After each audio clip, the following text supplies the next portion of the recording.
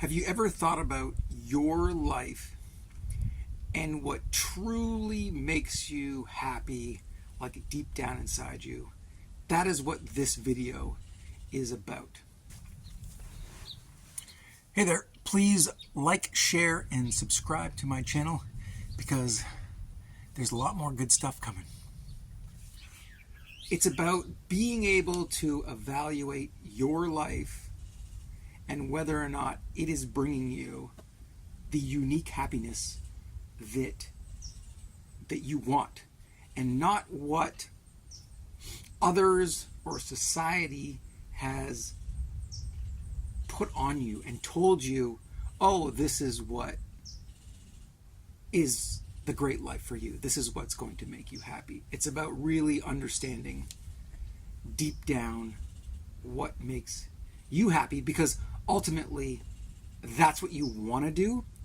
And for me anyway, at a younger age, I operated in the sense that there was some understanding of, what I wanted and what made me happy. But then there was also this like societal thing that I had learned.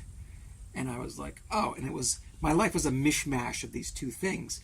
And it became fumbling around, trial and error, trying to go, okay, I'll try this. And then going, oh, well, that doesn't make me happy. And then I'm like, I wonder why not.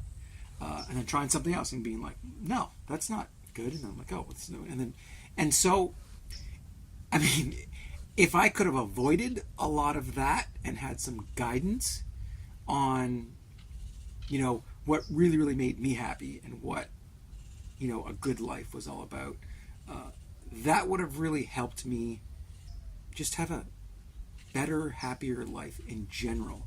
And so this is the exercise of this video, is to give you that info so that you don't have to fumble around as much. I mean, there's always going to be a little bit of fumbling, but you can see your path created from what might be a jumble of bush right now. You can start to see, oh, I can see that there is a path for me formulating through this bush area, because you're much more aware of what can make you happy. And so you get to push all that stuff aside and see it and be able to go for it. So, how do you do that? So essentially for me, I break down life into 5 categories. There is your financial independence, career, whatever you want to call it, because, in this world, you need to have money in order to survive. And so that's one category. The second category is what I call your mind health. And that is your ability to see your thoughts, control your thoughts, and know what are good thoughts and what thoughts you can discard. The third one is your body health, because that's like diet, fitness, that sort of thing. Because you need a healthy body so that you can do all of the things in life that you want to do. If you're sick, if you're ill, if you're broken, if you eat terribly and you have no energy, then it is very difficult for you to be able to embrace life and do the things that you really, really want to do. The fourth category is, and this isn't in order of importance either, because these are all equally important. The fourth category is your relationships, which is your intimate relationship, your friends, your family, and then also the community around you. The fifth category is your passion pursuits. You could call it like esoteric pursuits, you could call it artistic pursuits, you could call it spiritual, religious, the things in your life that you really, really just love doing and you love being part of, and it feels good. So what I do is, and what I want you to do is, rate yourself between 0 and 10 in each one of these categories. And I'm going to explain each category individually so that you know what I'm talking about. And you rate yourself 0 to 10 based on your 10 out of 10. Like what you think is a 10 out of 10 in your life. For example, let's start with financial independence, because that's a big one. A lot of people struggle with finances. It's an important part of your life.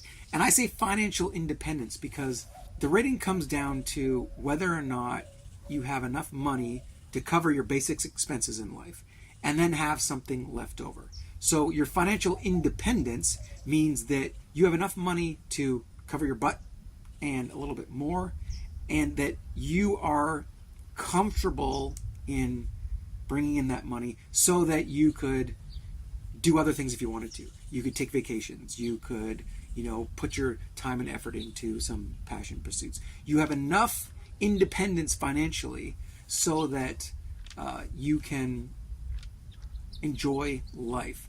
And so that's what I mean. So if you have that, that's like your 10 out of 10. Now, for every person, it is different. So for some people, financial independence can mean owning a house, can mean, having money in the bank, having no debt, having investments. And for others, they may not necessarily need that. So it's unique to you. That's the key here. So the next one is mind health. And mind health just means your ability to control your mind and to focus on things and to get things done without being distracted and without losing track. So it really comes down to, if you want to do something and set your mind to it, are you able to do that? That's the key thing. And if you're not, then your rating is going to be lower. Or if you have emotional issues that get in the way of good relationships and that sort of thing. I mean, it's a little bit of emotions, but it's your ability to focus your mind on the things that you want to get done and be able to do it. Body health is really your energy levels and your physical fitness and your ability to not get sick.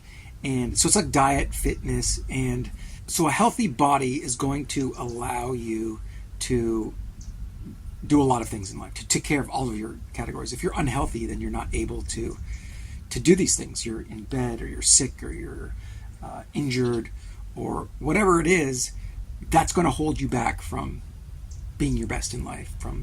And so you really want to evaluate this in the sense of do I have a good diet?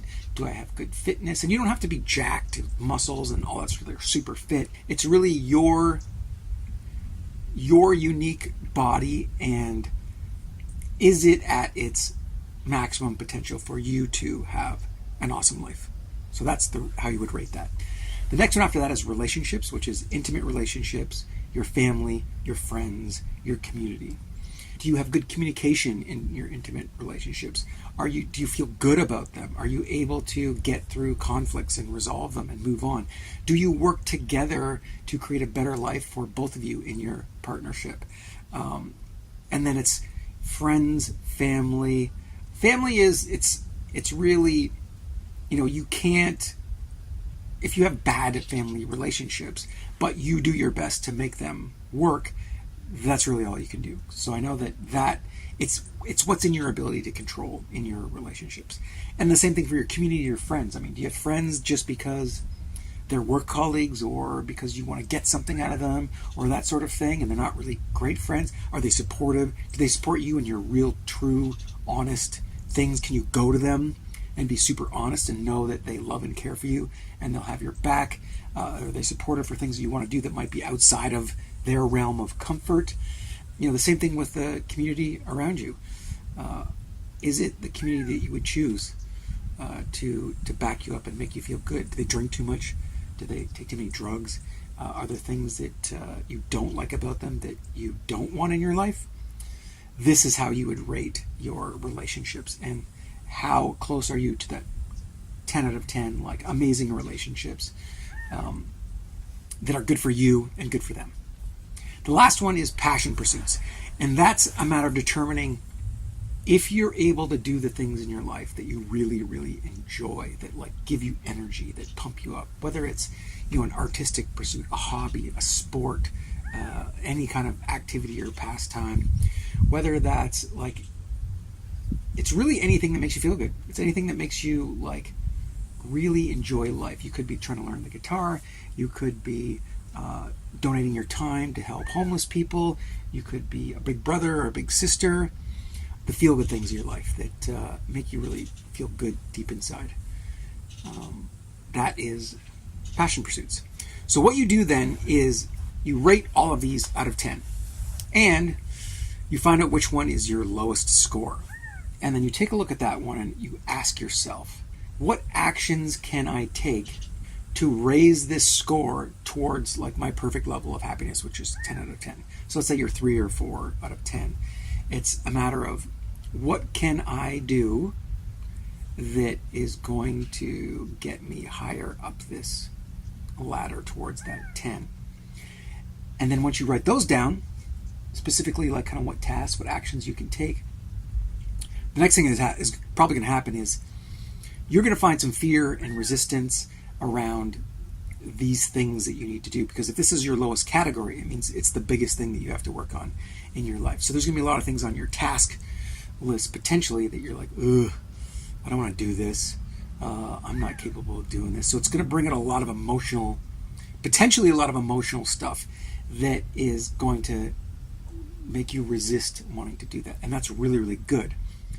If you struggle to complete the tasks that you've given yourself in that category that will get you to a higher rating, then what you want to do is ask yourself, what is holding you back?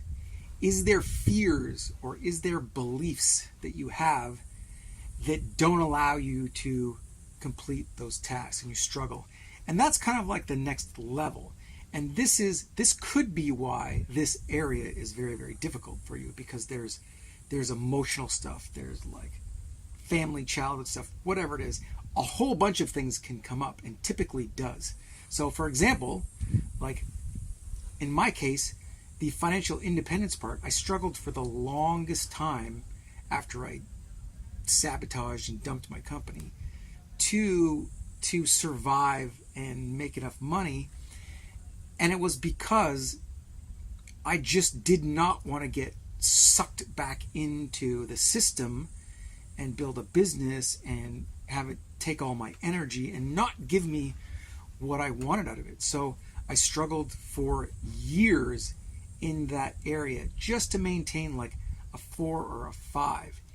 And when I did the sort of deeper sort of analysis of what was going on, it was that I just did not want to be sucked back into the system. I didn't want to sacrifice myself and my health and my life just to make money. I needed to find something that really made me feel good deep inside and that I was passionate about, so I could put my energy into it, but I would also get balance out of my life. And it took me the longest time to figure that out. And then finally I did. And it was because I was able to hone down in that area and really dig into it and figure out what that is and spend a lot of time on it. So that's it. I will put the basic list of the categories and kind of the basic instructions in the section below this, whatever it is, so that if that's a lot, you can kind of follow it along. And if you have any comments, or if you even want to put your lists of tasks that are part of your category and post them in there, and you need some help with them, if you have any questions, love to help you with that. Hope that helped. See you soon.